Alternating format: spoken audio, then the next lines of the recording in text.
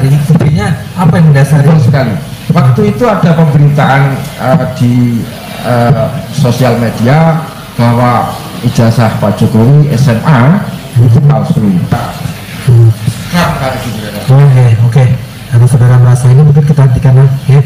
Itu kalau terus ya oke lah kita sudah dulu ya karena terdakwa kondisinya kurang sehat. Tapi kami minta sebelum sidang yang akan datang kami sudah mendapatkan surat keterangan dokter yang menyatakan kesehatan terdakwa bisa diperiksa atau tidak. Oke, karena terdakwa sakit tidak boleh kita paksakan ya, kita takut terjadi apa-apa. Mudah-mudahan sehat lah ya, mudah-mudahan saudara sehat. Insyaallah. Cukup istirahat ya, mudah-mudahan dari sini saudara harus cukup istirahat supaya setidaknya carikan obat untuk obat lah misalnya obat sakit perut. Mari gunakan akal pikiran, gunakan akal sehat untuk melihat sesuatu.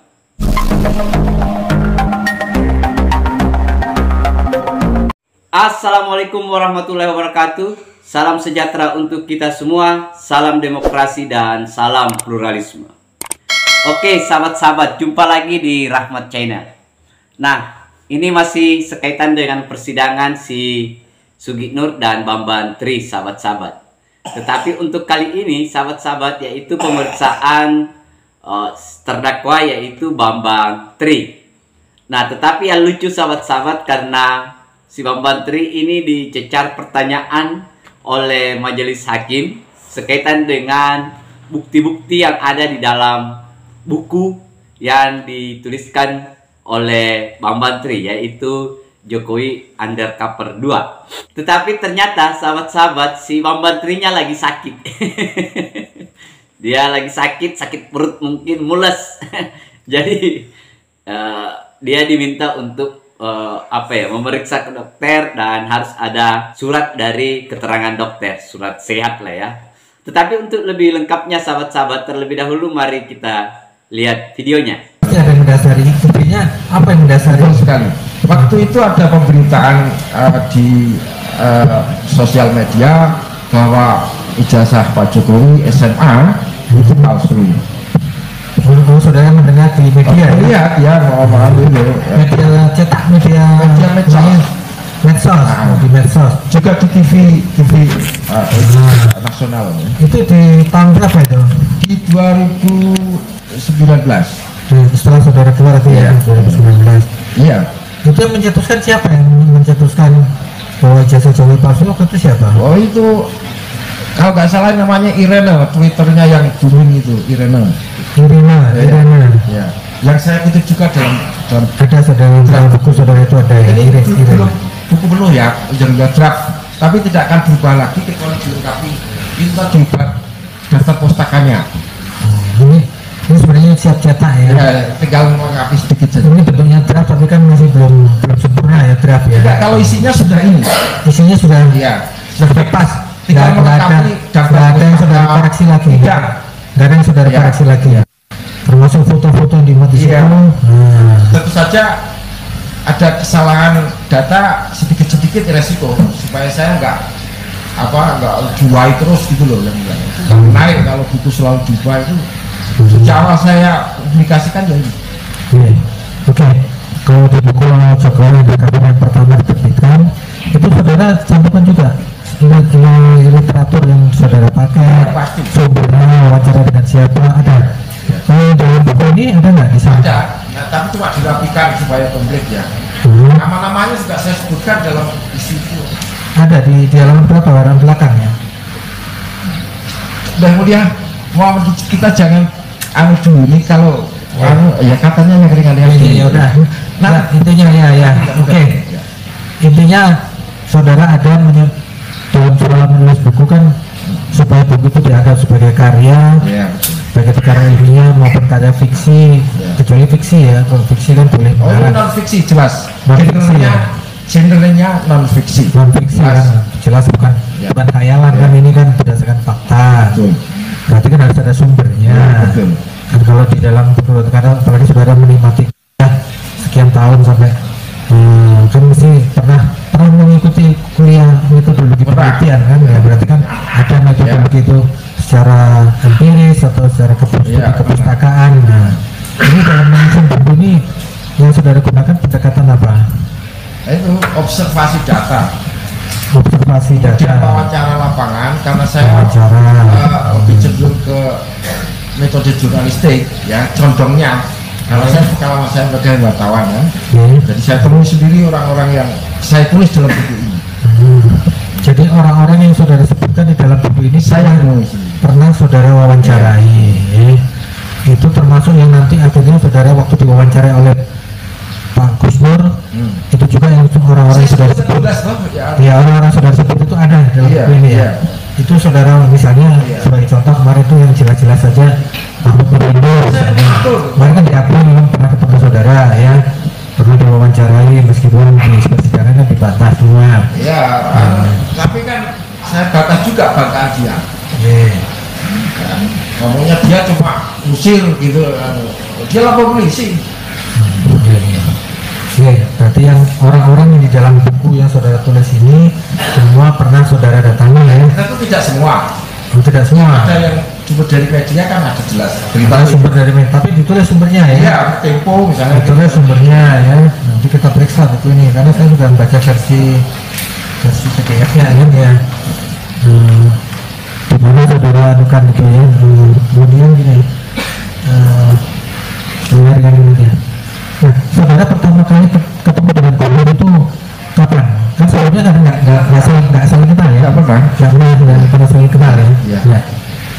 Terus tadi ada ucapan dari terdakwa Gusnur, ada pernyataan saudara yang diwawancara oleh wartawan dan viral itu di media sosial sekitar bulan Agustus. Betul.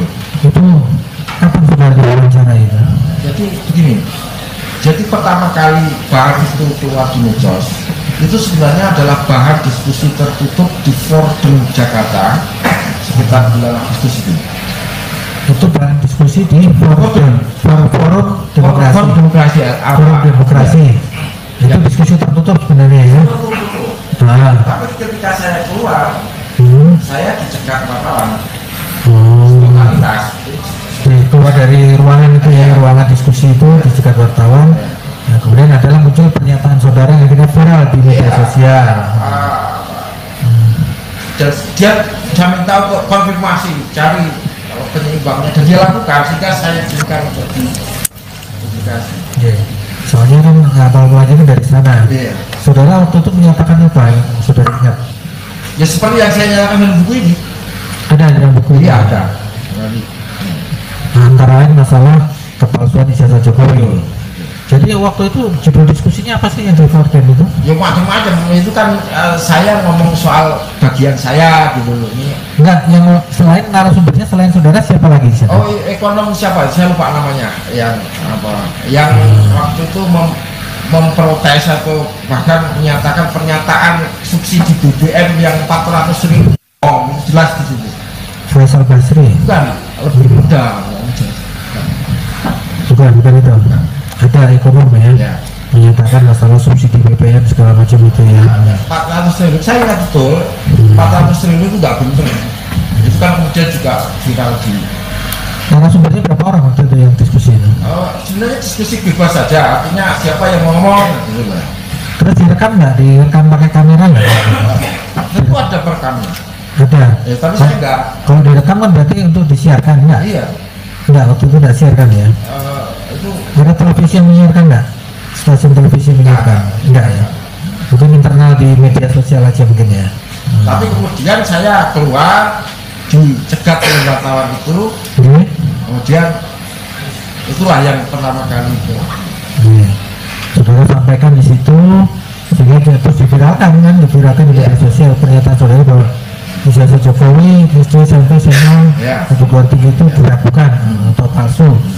Kalau tidak bisa tembak, ada kata-kata itu selalu disampaikan oleh kuasa hukum, tembak kepala saya itu ada memang. Ada. Nanti bisa diputar kan yang itu biarnya pemeriksaan supaya perspektif kita lengkap.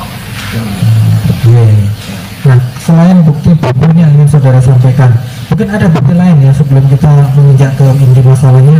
Ada mungkin bukti yang ingin saudara sampaikan Tapi bukti itu adalah bukti-bukti baru yang saya dapati di persidangan. Tidak persidangan untuk otomatis kan sudah terekam semua di sini. Oh, ada yang belum saya sampaikan nanti pada dulu. Oh gitu. Ya. Yang belum tersampaikan selama persidangan ini belum. Ya. Nggak apa-apa. Itu kan misalnya simpan kartu asnya yang kira-kira mau disampaikan. Ya, tapi karena kesempatan itulah kesempatan di sinilah saudara untuk menyampaikan kalau untuk kepentingan pembelaan saudara. Saudara silakan, kan dari kemarin saya sampaikan kalau memang ada bukti yang mau disampaikan, silakan koordinasi kalau memang begitu di luar dan saudara tidak bisa menjangkau karena saudara ada di dalam tahanan, silakan koordinasi dengan penasihat hukumnya supaya bisa coba ini ambilkan bukti saya di A, si A, si B, supaya pada sidang yang akan datang bisa ditampilkan di sini supaya saudara hak-haknya tidak terlindungi ya. Termasuk sakit saudara, kami sudah perintahkan Pak Jaksa untuk betul-betul diperiksa sehingga ada surat dokter di sini kalau memang dinyatakan sakit dan harus istirahat ya boleh buat kan ya, supaya bisa nggak dia diperiksa gitu loh, karena pemeriksaan ini kan butuh energi ya.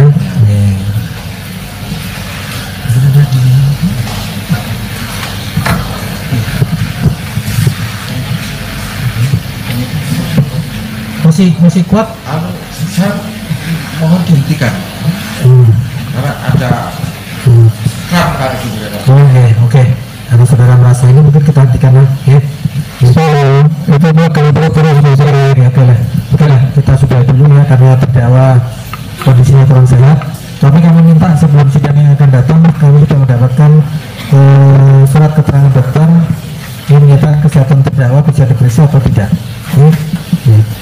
Oke, karena terdakwa sakit tidak boleh kita paksakan ya, kita takut terjadi apapun. Mudah-mudahan sehat lah ya, mudah-mudahan saudara sehat.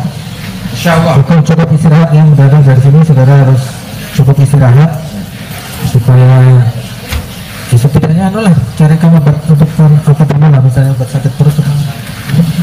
Nah, oke, sahabat-sahabat, itu tadi videonya kita sudah lihat ya bagaimana si Bambang Tri menjelaskan sekaitan dengan proses dan gagasan atau ide dari mana sampai memikirkan untuk menuliskan buku Jokowi Undercover. Nah, ada beberapa catatan sahabat-sahabat. Catatan yang pertama soal narsum atau narasumber.